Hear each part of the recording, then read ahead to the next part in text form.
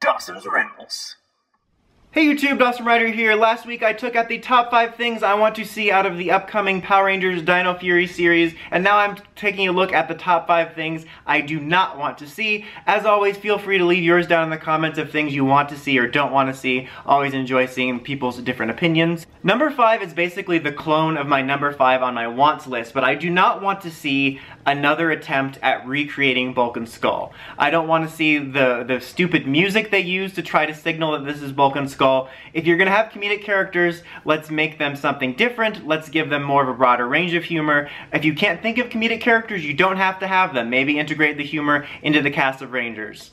Number 4, speaking of the music, I want to see, I don't want to see, the same score. Ever since Samurai, we basically had the same score, the background score, which is a mix of MMPR Music 2.0, the streets of trash recreated music, and like generic sounding music. There's been a couple different ones here and there. Beast Morphers had a couple decent-ish new sounding tracks and a couple decent MMPR remixes, but for the most part it's been bland and just backwards looking, and I think it robs each season of its own identity, and it's just really gotten tiring, and it makes it all blend together. Like, we've had samurais through mechanical beasts, and somehow it all creates this blob in some fashion because the music does not help that. Number 3, continuing for the theme of music, I do not want to see another Go-Go Power Rangers theme. This is another one kind of like my original Rangers on my wants list that always makes these types of lists every year since the dawn of time. But ever since Samurai, the theme has been some bit of originality from 20% to like 70% grafted on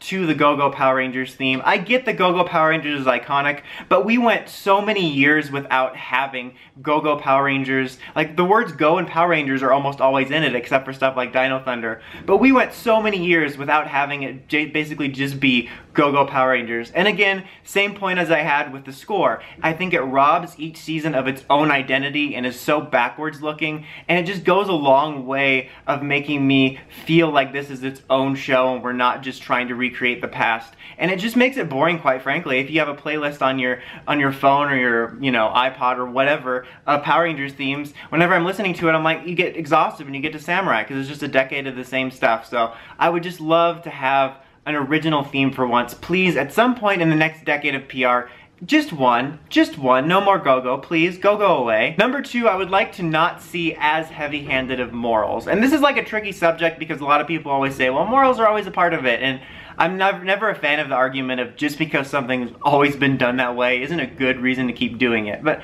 I don't mind them including morals in it, but 2 things. You don't need to include it in every episode. Sometimes you can just entertain.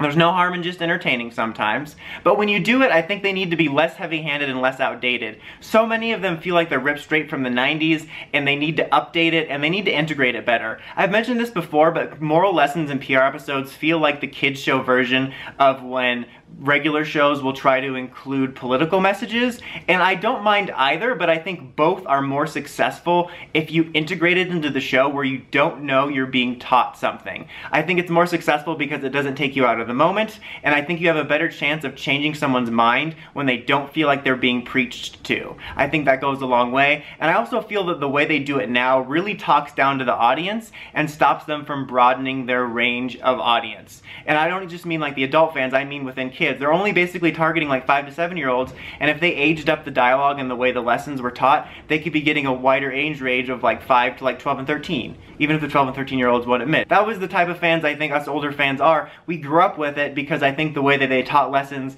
and set the dialogue out matured with it, and I think they've really regressed in these last 10 years. Number 1, this is more of a personal thing, but I do not want to see a quadruple Dino team-up. I really don't want to see us focusing our energy, both as a fandom and behind the scenes, on the next team-up and thinking about who's going to be standing next to each other next. I think that we need to take a break from it to make it special.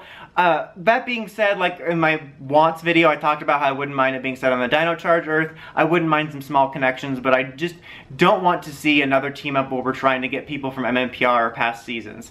But the door's not totally closed on it for me. If they actually do, upon some sort of miracle, use the current Dino team-up and Beast Morphers to set up Dino Fury, and then make this sort of a pseudo-sequel, I would welcome that just because it shows a level of forward thinking and connectivity, but in general, I kind of want to break from the constant talk of the team-ups. But that is my list. Like I said, let me know yours down in the comments as always. Until next time, feel free to like, comment, subscribe, and climb the steps and ring that bell to see notifications for my videos. Dawson Ryder, signing out.